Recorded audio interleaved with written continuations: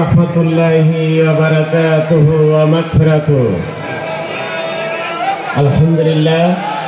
আলহামদুলিল্লাহি রাব্বিল আলামিন, আসসালাতু ওয়াসসালামু আলা সাইয়্যিদিল মুরসালিন ওয়া আলা আলিহি ওয়া আসহাবিহি আজমাইন ওয়া আলাল্লাযীনা ইত্তাবাহুম বিইহসানিন ইলা ইয়াউমিদ্দিন।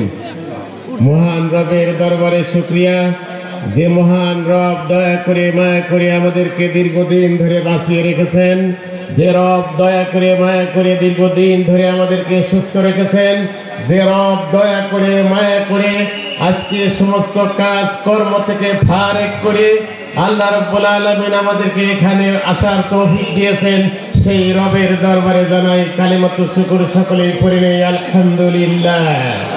শতকোটি দরুদ ও সালাম বিশ্বনবী মুহাম্মদ রাসূলুল্লাহ সাল্লাল্লাহু আলাইহি ওয়াসাল্লাম। পাবনা ৩ আসনের উদ্যোগে আয়োজিত আজকের এই কর্মী সম্মেলনের সম্মানিত সভাপতি, সম্মানিত প্রধান অতিথি, বাংলাদেশ জামায়াত ইসলামী কেন্দ্রীয় নির্বাহী পরিষদের সদস্য, কেন্দ্রীয় সহকারী সেক্রেটারি জেনারেল, গণমানুষের নেতা মাওলানা রফিকুল ইসলাম খান, সম্মানিত বিশেষ অতিথিবৃন্দ, সম্মানিত অন্যান্য নেতৃবৃন্দ, সামনে উপবিষ্ট আমার সম্মানিত ভাই এবং বোনেরা, আসসালামু আলাইকুম ওয়া রাহমাতুল্লাহ। আমি শুধু দুটি কথা বলতে চাই। একটি কথা হলো, আল্লাহ রাব্বুল আলামিন বলেছেন, আউযু বিল্লাহি মিনাশ শাইতানির রাজিম, বিসমিল্লাহির রহমানির রহিম, লাউ আন্না আহলাল কুরা আমানু ওয়াত্তাকাউ লা ফাতাহনা লাহুম আবওয়াবা বারাকাতিন মিনাস সামাওয়াতি ওয়াল আরদ। আল্লাহ রাব্বুল আলামিন বলেছেন, যদি কোন জনপদের মানুষ দুটি যোগ্যতা অর্জন করতে পারে, এক নম্বর হলো জীবনের সকল ক্ষেত্রে আল্লাহ রাব্বুল আলামিনকে মালিক এবং মুক্তার হিসাবে গ্রহণ করে যদি ঈমান আনতে পারে, দুই নম্বর হলো আল্লাহ রাব্বুল আলামিনকে ভয় করে তাদের উপরে অর্জিত দায়িত্ব সমূহ যদি তারা পালন করতে পারে, আল্লাহ রাব্বুল আলামিন ঘোষণা করে দিলেন, লা ফাতাহনা লাহুম, আমি তাদের জন্য খুলে দিয়েছি, ওই জাতির জন্য খুলে দিয়েছি আসমান এবং জমিনের যত বরকতের দরজা আছে, সমস্ত বরকতের দরজাগুলো আমি আল্লাহ রাব্বুল আলামিন ওই জাতির জন্য খুলে দিয়েছি।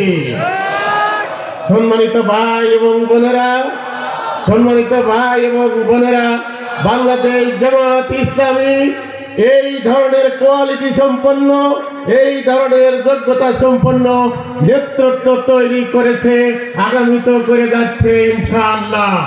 সম্মানিত ভাই এবং বোনেরা, আমরা আগামী দিনে আমরা বাংলাদেশকে একটি বৈষম্যহীন বাংলাদেশ দেখতে চাই। কি বলেন, রাজি আছেন? আমরা বৈষম্যহীন বাংলাদেশ দেখতে চাই, আমরা জুলুম মুক্ত বাংলাদেশ দেখতে চাই, আমরা লগি বৈঠার তাণ্ডব মুক্ত বাংলাদেশ দেখতে চাই, আমরা ন্যায় এবং ইনসাফ ভিত্তিক বাংলাদেশ দেখতে চাই। কি বলেন, চাই তো? তাহলে আমরা নিমের গাছ লাগিয়ে কি ওই গাছ থেকে কি ফজলি আমের আশা করা যায়?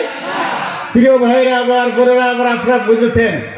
আমি পরিশেষে একটি কথা বলতে চাই, আসুন, বাংলাদেশ হচ্ছে একটি ফুলের বাগান। এই কাজটি কিন্তু আমরা একা পারবো না।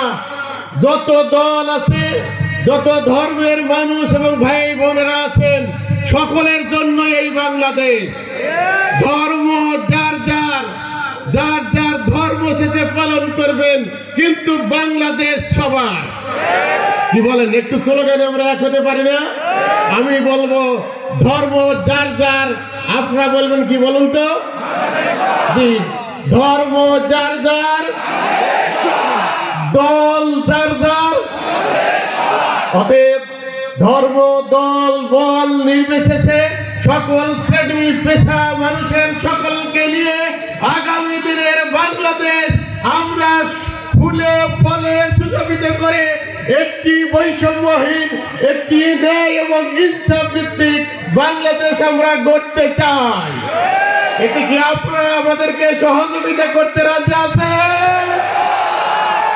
কবি ফররুক আহমেদ, আমার কথা শেষ করছে, একটু ভাই 1 মিনিট, আমার কথা শেষ করছে। সম্মানিত ভাই এবং বোনেরা, প্রায় আজ থেকে 100 বছর আগে মুসলিম রেনেসাঁর কবি ফররুক আহমেদ তার 7 সাগরের যে কাব্যগ্রন্থ আছে, সেই কাব্যগ্রন্থের মধ্যে একটি কবিতায় তিনি বলেছেন, জাগবন্দরে কৈফিয়তের তীব্র ভ্রুকটি হেরি, জাগোয়া গণন ক্ষুদিত মুখের নীরব ভ্রুকটি হেরি, দেখো দেখো চেয়ে দেখো সূর্য ওঠার কত দেরি। অর্থাৎ সূর্য ওঠার দেরি নাই। আজ থেকে 100 বছর আগে ফররুক আহমেদ যে কথাটি বলেছেন, আমার মনে হয় আগামী দিনের সূর্য, স্বাধীনতার সূর্য, ইসলামের সূর্য অতি বিলম্বেই উঠবে ইনশাআল্লাহ। আগামী দিনে যেহেতু সেই সূর্য উঠবে, আমাদের যদি প্রচেষ্টা থাকে, ইনশাআল্লাহ আল্লাহ তাআলা আমাদের জন্য এই স্বাধীনতার বাংলাদেশের নতুন সূর্য, বৈষম্যহীন বাংলাদেশের এই নতুন সূর্য আমরা দেখতে পাবো। আপনারা কি এর সাথে সবাই রাজি আছেন তো? সবাইকে ধন্যবাদ দিয়ে, সবার সুস্বাস্থ্য মঙ্গল কামনা করে, সকল ধর্ম, সকল মত, সকল বিভাগের সকল ভাই এবং বন্ধুদেরকে শুভেচ্ছা জানিয়ে, সকলের সহযোগিতাতে আমি আমার সংক্ষিপ্ত কথা এখানে শেষ করছি।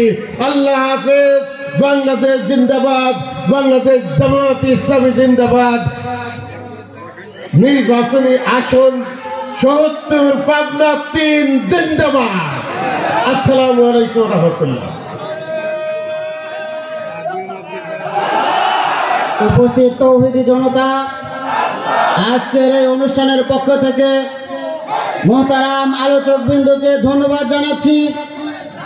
যেই জনপদের সূর্য ওঠে আল্লাহু আকবার ধ্বনিতে, যেই জনপদের সূর্য অস্ত যায় আল্লাহু আকবার ধ্বনিতে, যেই জনপদের কৃষকেরা কাদা মাথা শরীর নিয়ে আল্লাহর দরবারে সিজদায় অবনত হয় নামাজের সময় হলে, যেই জনপদের মা বোনেরা আজানের ধ্বনি শুনলে মাথার কাপড় ঠিক করে দেয়, যেই জনপদের চায়ের দোকানগুলোতে আল্লাহু আকবার ধ্বনি উঠলে টিভির ভলিউম কমে যায়, সেই জনপদের মানুষকে ইসলাম থেকে বিতাড়িত করার যেই ষড়যন্ত্র বিদ্যমান আছে, সেই ষড়যন্ত্র সফল হবে না ইনশাআল্লাহ।